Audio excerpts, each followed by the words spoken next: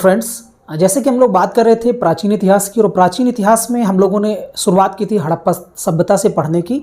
तो मैं 2 वीडियो बना चुका हूं। पिछले वीडियो में हम लोगों ने बात की थी हड़प्पा कालीन जो सारे के सारे नगर हैं, महत्वपूर्ण जो स्थल हैं, उन स्थलों के बारे में हम लोगों ने एक वीडियो के में ही समझा था मैप के माध्यम से, और उनके खोजकर्ता कौन थे, किस सन में खोजा गया, ये सारी की सारी बातें हमने एक छोटे से वीडियो के माध्यम से की थी।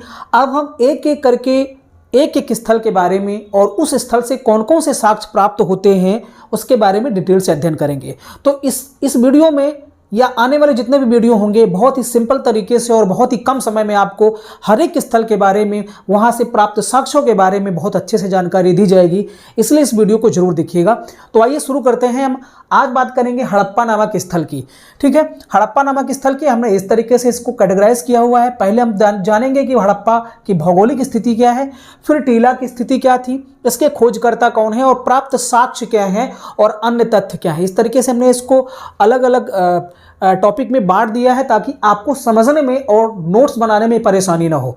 ठीक है, तो आइए एक एक करके बात करते हैं। जैसे हम इसकी भौगोलिक स्थिति की बात करें हड़प्पा की, तो ये जो है पाकिस्तान में एक जिला है शाहीवाल, जिसे मांटगोमरी भी कहते हैं। इस जिले में रावी नदी के बाएं तट पर स्थित है। ठीक है, अर्थात अगर हम हड़प्पा की बात करें तो ये किस नदी के किनारे है? रावी नदी के किनारे है। किस तट पर है? रावी के बाएं तट पर है और पाकिस्तान में है। और पाकिस्तान के किस जिले में है? तो शाहीवाल या मांटगोमरी में है। हड़प्पा सभ्यता का ये कौन सा स्थल है? पहला सर्वप्रथम ज्ञात स्थल है, जिसके नाम पर ही इस सभ्यता का नाम हड़प्पा सभ्यता पड़ा, जैसा कि आपको पिछले वीडियो में बताया गया था। तो ये हुई इसकी भौगोलिक स्थिति। एग्जाम में पूछ लेता है कि हड़प्पा रावी नदी के किस तट पर है, या हड़प्पा नामक स्थल किस नदी के किनारे खोजा गया था, किस जिले में है। ठीक है, इस तरीके से पूछ लेता है। अगर इसके हम टीले की बात करें तो जैसे आपको पता है कि मुख्यतः सामान्यतः हर स्थल पर 2 ही टीले प्राप्त हुए हैं, एक पूर्वी टीला और दूसरा पश्चिमी टीला। एक ऐसा स्थल है धौलावीरा एकमात्र, जो कि अपवाद है, जहां पर 3 टीले प्राप्त हुए हैं, एक पूर्वी, पश्चिमी और मध्य वाला। ठीक है, लेकिन यहां पर सामान्यतः हम देखेंगे, हड़प्पा में भी देखेंगे तो 2 टीले प्राप्त हुए हैं। जो पूर्वी टीला है, अर्थात जो इस तरफ वाला टीला है, उसे नगर टीला नाम दिया गया है, और जो पश्चिमी टीला है, जो थोड़ा सा ऊंचाई पे स्थित था, उसे दुर्ग टीला नाम दिया गया है। ठीक है, अब अगर इसके खोजकर्ता की बात करें तो दयाराम साहिनी ने 1921 ईस्वी में सर्वप्रथम हड़प्पा नामक स्थल का उत्खनन किया, और तब जाकर के ये स्थल खोजा गया। दोबारा इन्होंने 1923 से 1925 ईस्वी तक इसका उत्खनन किया, खुदाई की, और उसके बाद सिर्फ दयाराम साहिनी ने ही नहीं, हम इसलिए इनको कहते हैं कि इन्होंने खोजा था क्योंककि पहली बार हड़प्पा की खुदाई इन्हीं के द्वारा की गई थी, जॉन मार्शल के निर्देशन पर। लेकिन दोबारा जो है MS वत्स अर्थात माधव स्वरूप वत्स ने भी 1926-27 में इसकी खुदाई की, और उसके बाद 1933-34 में भी इसका उत्खनन किया था। किसने? माधव स्वरूप वत्स ने। तो कोई सभ्यता या कोई स्थल की जानकारी पूरी तरह से एक ही बार की खुदाई में नहीं मिली हुई है, कई बार उसका उत्खनन किया गया है। आगे हम जो सबसे महत्वपूर्ण है प्राप्त साक्ष्य, कौन कौन से अवशेष जो हैं पुरातात्विक साक्ष्य मिले हुए हैं इस स्थल से, ये ज़्यादा इंपॉर्टेंट है, इसलिए इस पर आप जरूर ध्यान दीजिएगा। सबसे पहली बात, 12 अन्नागार मिले हैं। ठीक है, अन्नागार का मतलब जहां पर अन्न रखा जाता था, और ये 6-6 की कतारों में है। ठीक है, 6-6 की कतारों में है। लाल बलुआ पत्थर की धड़ मिली है, जैसे शरीर का जो धड़ होता है वो लाल बलुआ पत्थर का मिला हुआ है। मातृ देवी की प्रतिमाएं ढेर सारी मिली हुई है, और यही वजह ये है कि हम लोग सिंधु घाटी सभ्यता को मानते हैं कि मातृ सत्तात्मक थी। ठीक है, अगला जो महत्वपूर्ण साक्ष्य है वो है स्त्री के गर्भ से निकलता हुआ एक पौधा दिखाया गया है। इसे पृथ्वी माता कहा जा रहा है कि ये पृथ्वी माँ है, और दूसरी चीज ये भी कहा जा रहा है कि ये उर्वरा की देवी हो सकती हैं, ये उर्वरा की देवी हो। इस तरीके से हड़प्पा निवासी जो है इनको पूजते होंगे। आगे एक चीज और है कि एक मोहर पर त्रिमुखी पुरुष देवता, सिर पर 3 पंख मिले हुए हैं। ठीक है, सिर पर 3 पंख हैं और त्रिमुखी देवता ये मिले हुए हैं। अब ये वाले देवता को आप वो मत समझ जाइएगा आद्यशु की जो मोहर है वो मोहनजोदड़ो से मिली हुई है। ठीक है, ये जो त्रिमुखी पुरुष हैं ये दूसरे हैं। पत्थर के लिंगनुमा संरचनाएं मिली हुई हैं, और इसलिए माना जाता है कि हो सकता है जो है लिंग पूजा होती रही होगी, संभवतः ऐसा माना जाता है।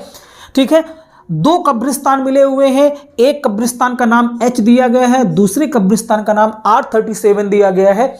और इसको यह अनुमान लगाया गया है कि जो H वाला था, यहाँ पर यह कब्रिस्तान विजातीय था, अर्थात दूसरे जाति के जो लोग रहते होंगे उनको वहां पर दफनाया जाता था, और R37 में जो है सामान्य लोगों को दफनाया जाता होगा, ये माना जाता है। कांसे की इक्का गाड़ी मिली हुई है, शंख निर्मित बैल मिला हुआ है, एक मछुआरा जो कि बहंगी डाले अर्थात जो जाल होता है उसको डाले हुए एक बर्तन में छपा हुआ है, ये भी मिलता है। कहाँ से? हड़प्पा से। नटराज टाइप की एक मूर्ति मिली हुई है, स्लेटी चूना पत्थर की बनी हुई, ये कहाँ से मिला हुआ है? हड़प्पा से मिला हुआ है।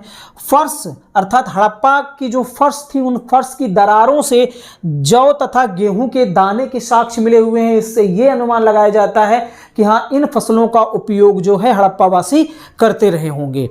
आगे एक कब्र से ताबूत के भी साक्ष्य मिले हुए हैं, अर्थात हो सकता है ये विदेशी लोगों की ताबूत हो, या कुछ ऐसा व्यक्ति हो जो स्पेशल व्यक्ति रहा होगा जिसको ताबूत के अंदर दफनाया गया था।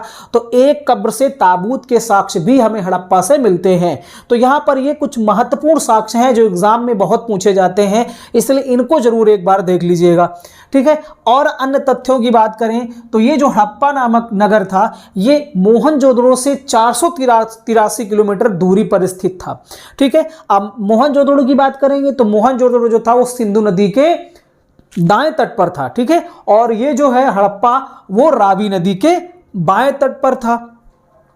अगर गूगल पे देखेंगे तो गूगल पे इन दोनों के बीच की दूरी 675 किलोमीटर दिखाई देगी। और एक चीज और, हड़प्पा और मोहनजोदड़ो की बात करें तो इन दोनों को एक विस्तृत साम्राज्य की जुड़वा राजधानी भी कहा गया है। किसके द्वारा कहा गया है आपको कमेंट में बताना है, ठीक है। अगला पॉइंट है कि यह मोहनजोदड़ो से सिंधु नदी द्वारा जुड़ा था। जैसे कि मैंने पिछले वीडियो में बताया था कि रावी जो है वो सिंधु की ही सहायक नदी थी, ठीक है। तो इस तरीके से सिंधु नदी द्वारा ये जुड़ा था। कौन? हड़प्पा मोहनजोदड़ो से। सर्वाधिक अभिलेख युक्त मोहरें अर्थात जहां पर कुछ लिखा हुआ है चित्रात्मक लिपि में, तो ऐसे जो मोहरें हैं वो सर्वाधिक कहां से मिली हुई हैं? वो हड़प्पा नामक स्थल से मिली हुई हैं। तो इस छोटे से वीडियो के माध्यम से हमने हड़प्पा के बारे में जाना, मुख्य रूप से कि हड़प्पा स्थल से कौन कौन से साक्ष्य प्राप्त हुए हैं, उनकी खोजकर्ता कौन है, उनकी भौगोलिक स्थिति क्या है। नेक्स्ट वीडियो में हम लोग जानेंगे मोहनजोदड़ो के बारे में, वहां का टीला कैसा था, वहां से कौन कौन से साक्ष्य इंपॉर्टेंट मिले हुए हैं जो कि एग्जाम की दृष्टि से बहुत इंपॉर्टेंट है। इस वीडियो में इतना ही, फिर मिलते हैं नेक्स्ट वीडियो में। वीडियो देखने के लिए आपका बहुत बहुत धन्यवाद। नमस्कार।